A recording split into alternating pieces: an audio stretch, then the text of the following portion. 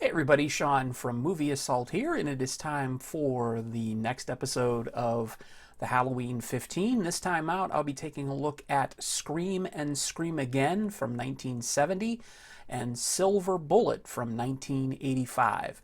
First up, we'll take a look at Scream and Scream Again. This is the Twilight Time limited edition that I picked up Blu-ray. And this is a film that is absolutely 100% bonkers. It says it stars, if you look at the billing on here, it says starring Vincent Price, Christopher Lee, and Peter Cushing. And while all three of those men, fine actors, the three of them, they are all in the movie for considerably less time than you would expect somebody with top billing to be in, especially Peter Cushing, who was barely in it for a minute.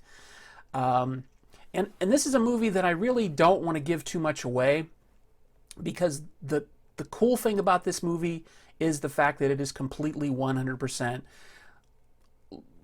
90 minutes of lunacy. That's really all I can say about it. Basically, what is happening is there's a police investigation that's tying a series of bizarre murders together, and it involves a mad scientist, political assassinations, body parts, and vampirism. I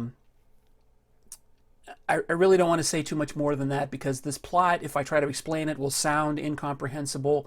The movie was based on a book called The Disorientated Man, which was essentially put together by a compendium of authors. Apparently the publishing house that put this book together, that's the way they wrote. But really, this as lame as I'm making it sound, this is a lot of fun. Just if you let yourself go, it's completely dated feeling. I mean, it was released in 1970, but it feels like a product of the 60s. It's a combination of science fiction, horror, sort of a James Bond type thing. There's a car chase in it that seems right out of, I don't know, like a secret agent type movie.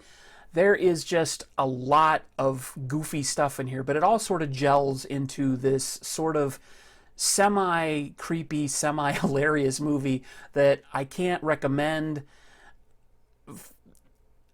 I don't want to say I can't recommend it highly enough, because it's definitely an acquired taste, but it's a lot of fun if you know what you're getting into. And the best way to experience it is if you don't know what you're getting into. So it's really a hard movie to explain without giving things away, but it is a lot of fun. I promise that everything sort of makes sense by the end, and you kind of have this aha moment. Vincent Price, for the limited amount of time that he's in it, is fantastic. Christopher Lee, even though he's not in it, he's in it quite a bit less than Vincent Price. He's really good. Peter Cushing appears in it. I can't really say if he's good or not, because he literally has like 4 lines in the film. But I do want to call attention to an actor whose name is Alfred Marks, and he plays the gruff detective. I believe his last name is Belliver.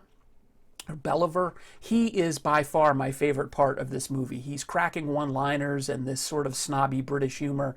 It's absolutely 100% worth the price of admission just to see his performance. So if you're really adventurous this Halloween or anytime, definitely see Scream and Scream Again.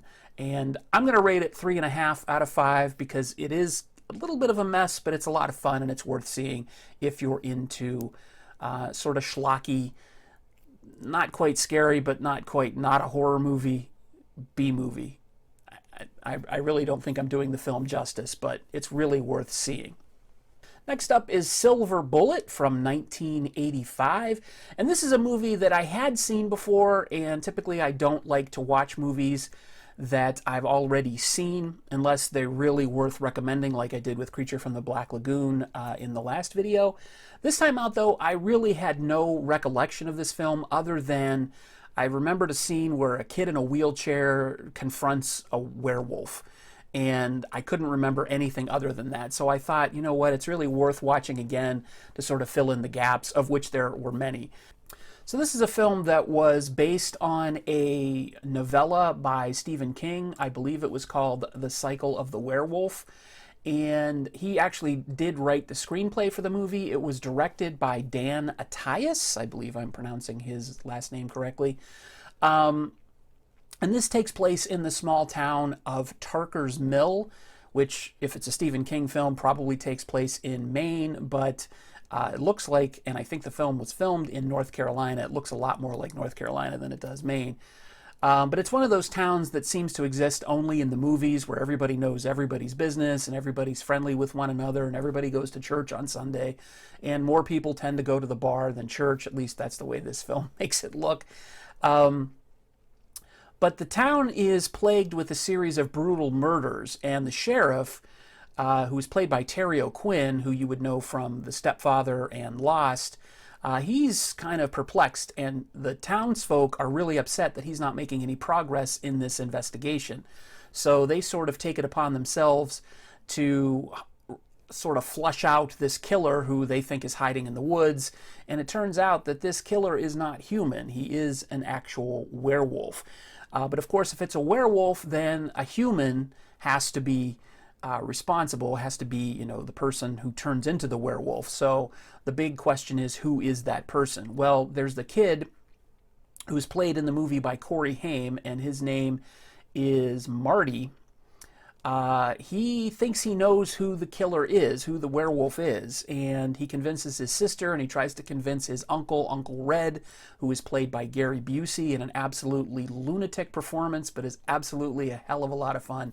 If you know Gary Busey, the man's barely coherent, and I think this was filmed before his motorcycle accident, so he's not quite off the charts like he is now, but he's still pretty out there. So basically, you've got Marty, who idolizes his uncle, and his sister, who's played by Megan Follows, and they have to basically team up to try to figure out and flesh out the werewolf and take him on themselves. And this is actually a movie that, if it wasn't as gory and full of decapitations as it is, I would say this is like a perfect gateway drug for someone looking for, if you were an adult looking to introduce your kid into horror films. But it is rated R. It is pretty brutal. I think it's rated R. It is rated R.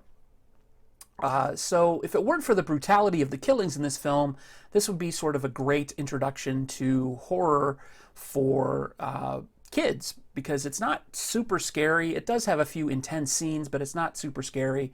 It's an easily solved mystery. There's really not a lot of complications to this. It's definitely not like Scream and Scream Again, where that's nearly impossible to figure out what the hell's going on. This is pretty 1, 2, 3 in terms of the plot. But yeah, I think this was sort of in Goosebumps territory if it weren't for the relatively brutal violence in the film.